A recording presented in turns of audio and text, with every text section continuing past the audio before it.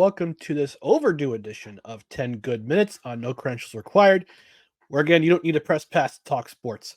And I had to get this in because of an event that happened yesterday with my New Jersey Devils. I haven't covered them enough on the podcast, but I'm going to bring in a special guest. He is from NHLrumors.com. He also has a podcast. I can't remember the name of it, but we'll get to it when we introduce him. We got Jim Biringer. He's a New Jersey Devils insider. Jim, how are we doing today? I'm doing well, Ryan. Thanks for having me on the show today. Devils make the big move on Monday, and we can get into it. Yeah, let's talk about that a little bit. So, what do you think caused the Devils to make this decision? Was it Tom Fitzgerald making the decision to relieve Lindy Ruff of his coaching duties?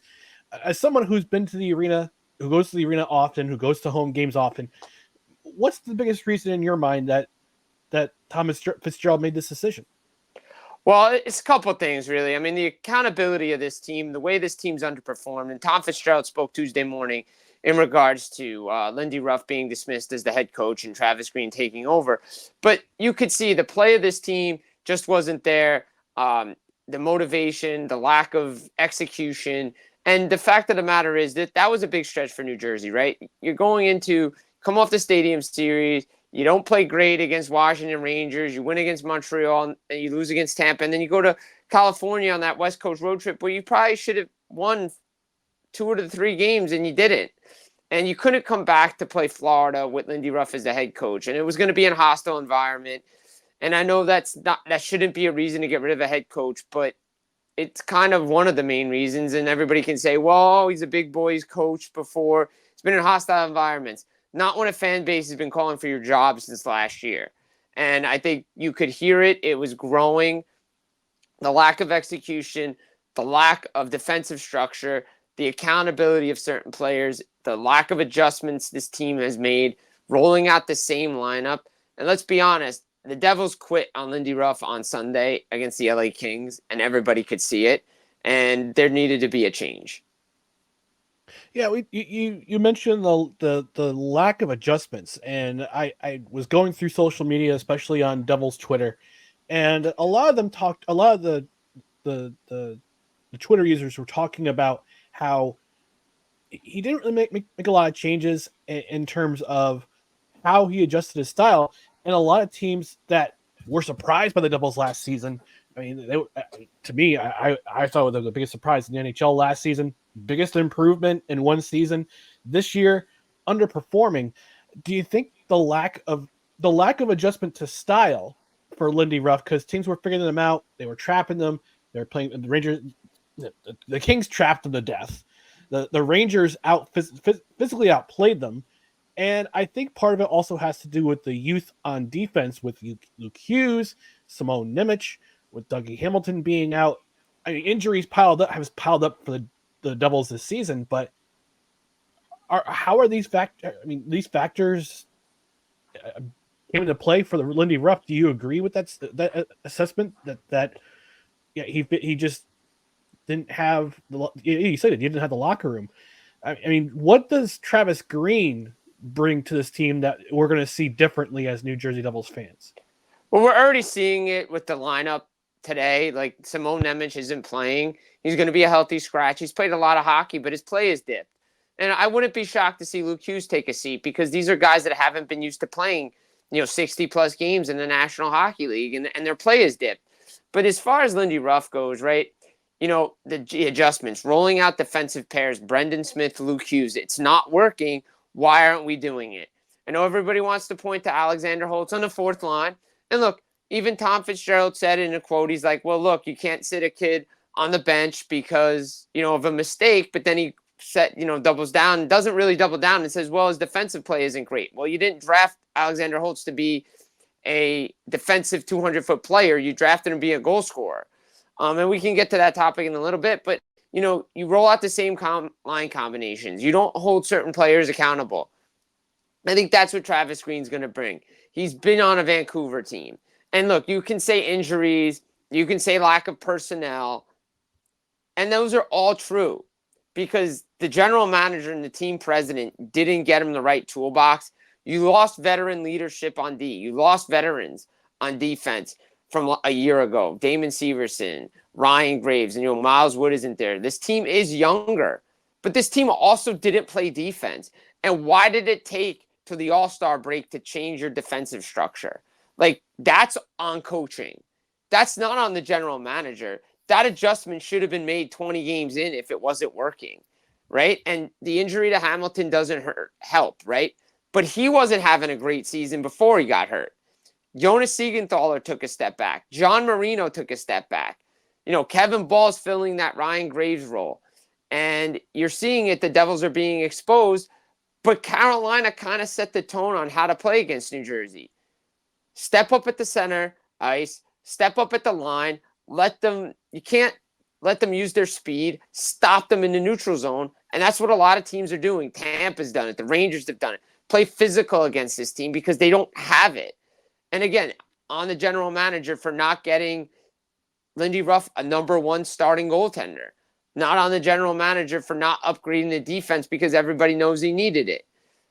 There are a lot of things, and he even said it. Tom Fitzgerald said it. He admitted it. It's on him, right? It's on the players. It's on everybody in the organization because a good man was let go. And you could see it in his face that he was very emotional because he respects Lindy Ruff, and he's helped him. And Lindy Ruff allowed this team to develop in a certain way, but he also held this team back, right? There's a reason why he's not with Dallas anymore. And look, I think this Devils team this year looked like the team from 2 years ago. And, you can point to Andrew Burnett not being there, and I think that's a big factor too. And I think he probably should have been the next head coach, but, why was Lindy Ruff's contract structured a certain way to allow him to have an option, right? So there's a lot of factors into it, but the biggest thing is Travis Green's going to hold guys accountable. There's going to be different systems. There's going to be different personnel groups, and we're going to see what happens. I mean, you have a really, really short runway now, and there's still belief that they can make the playoffs. It's going to be tough. Personally, I think it was over in Tinseltown on Sunday. But again, if you can address the biggest need, which is a goaltender, and you can get hot, maybe you can get in. Yeah, there's 21 games left in the Devils' schedule. They're currently 8 points back of a playoff spot, and they're behind two teams currently as of this recording. They're 2 points behind the Islanders, 1 point behind the Capitals. And the first 7 games of the schedule for Travis Green, it's not going to be easy. You got the Panthers, who lead the league. You got Carolina, the Rangers, the Stars, the Golden Knights. All of them are in playoff contention. St. Louis is 5 points behind in the wild card in the Western Conference. The Arizona Coyotes, they've taken a tumble. But if the Devils are going to make the playoffs, do they have to win every single one of these games to get back in contention? And can they win all 7 of these games? I mean, the first 3 are at home. Tonight against Florida, Thursday against St. Louis, and then on Saturday against Carolina, which is an ABC game. So they're going to be in front of the spotlight on national television. Again, on the national spotlight, because everybody saw what happened Sunday, right? Not to interrupt you, but it starts Tuesday, right? It starts playing a good game against Florida. Start getting back to playing good habits. Simple plays, staying patient. Like, I remember Edmonton came in. Why did Edmonton go on this 16-game winning streak that they went on? Why is Nashville? They're playing patient hockey. They're believing in their system. They're believing in their structure. They got to believe in the structure. They got to play a certain way. You got to play desperate hockey. That time may have passed. Like, let's be honest. You beat Philadelphia. You should have beat Washington. The Ranger game, okay. But then Montreal, Tampa back-to-back. Like, those are points you need. Can't throw away points against Anaheim. All right, LA, fine. LA beat you. Okay, fine. That one, to me, was always going to be a loss because it's tough to win in that building. But you've thrown away twice against Anaheim, San Jose, Montreal, Columbus, Arizona, the Capitals 3 times. You've left 18 points on the board that you should have gotten. You didn't. Now you're in this situation. Again, it would be easier to say that you can go on this stretch run if you had a number one goaltender. Not sure they can do it. This isn't, everybody says, oh, they've done it before. They did it once, 1988, but it was a different team.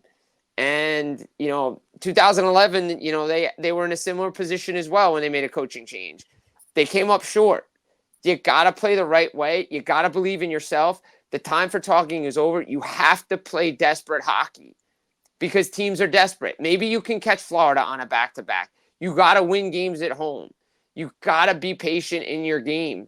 And you're going to see what happens. It's one game at a time right now. But as Jack Hughes said today, you lose a couple more, you're done. Personally, I think it was over already. It's too many teams to jump. Yes, Detroit has an injury to Dylan Larkin. The real team you have to catch is Philadelphia. Not sure they're coming back to earth. So it's going to be tough, but I think a lot of it is building towards next season too. You got to start playing the right way. And you got to start believing in yourselves because that's the only way you can improve. Yeah.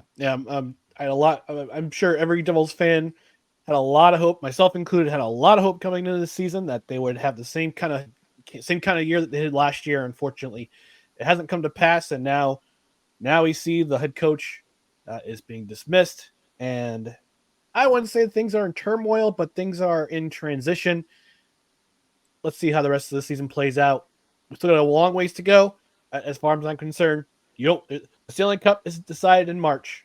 It's decided in June. But you got to get there first. You got to get there first. And The Devils are behind the 8 ball, and it started in October. It started in the offseason. Like, everybody knew there were expectations on this club. The Devils believed that they could take the next step. The players talked about taking the next step. Everybody knew what the need was. It was the number one goaltender. If you were going to go younger, fine. You didn't get it. Not sure you can get it within 3 days. My belief is they're going to get it in the summer. If they can get, if with Calgary losing on Monday, if the Flames decide to revisit this trade and they believe they're out of it now, maybe you can make it work. But if they still believe that they can make it in there, then you're going to have to wait to the offseason because there is no short-term option, whether it's Jake Allen, whether it's Kaapo Kähkönen, whether it's a number one of these goalies that are better than what the Devils have right now. They're all lateral moves. And you got to see where you can get. But you got to start believing in yourself, and you got to start playing desperate hockey because Florida, let me tell you something. Yeah, they beat the Rangers. They're going to come out and try to go right through you. They skate through you. They don't skate around you. They skate through you. And it's led by Matthew Tkachuk and that team. So it's going to be a tough task, but you got to start doing it. St. Louis never easy. They always struggle against that team. Carolina, they always struggle too. It's a tough stretch. The second half of this schedule was always going to be tough for New Jersey. Teams figured out how to play them. The expectations were high, but they had a chance to do something special this year, but they just didn't have the goaltending to do it, and that's unfortunate. Yeah, and I would also have to add the injuries with their best defenseman being out for much of the season. Their other good defenseman, the number 2 defenseman, also being out for a lengthy amount of time. Plus, your number 1 star, Jack Hughes, and if you don't have anybody to protect, I mean, I would hearken it back to the fact that there's nobody protecting him. I wish they would have those old school rules where they had, like Wayne Gretzky had Martin McSorley. Yeah. You can't have a guy like Jack Hughes not have some protection. Have some skilled protection who can scrap it up, protect him, get in a fight or two, also contribute on the points. So let's see what the Devils do that in the offseason. But right now it's March 5th, and I'm optimistic, but I'm also cautiously optimistic that they'll get maybe this is a signal for a turnaround for the team. But hey, we got a long ways to go to mid-April. Jim Biringer, where can the people find you? Yeah, get me at Jim Biringer on Twitter, X. Follow along at Full Press NHL, NHLRumors.com. Podcasts are out. Full Press Hockey Podcast, Full Press NHL Podcast. You look at the Final Word on Hockey, Full Press Hockey Weekly. Check it all out. I'm everywhere. Really have not had a lot of sleep over these last couple of days. It's just been grinding out. Trade deadlines around the corner. Just a quick minute. It doesn't sound like the Devils are going to, shop Tyler Toffoli unless the deal is right for the right price still in the goalie market. So we'll see what happens come Friday. But, yeah, get me everywhere. Again, mainly on Twitter, but at Jersey Jim 33 on Threads as well. So check it out. All right, Jim Biringer, thanks so much for stopping by, and 10 good minutes plus, no credentials required. Hey, always a pleasure anytime.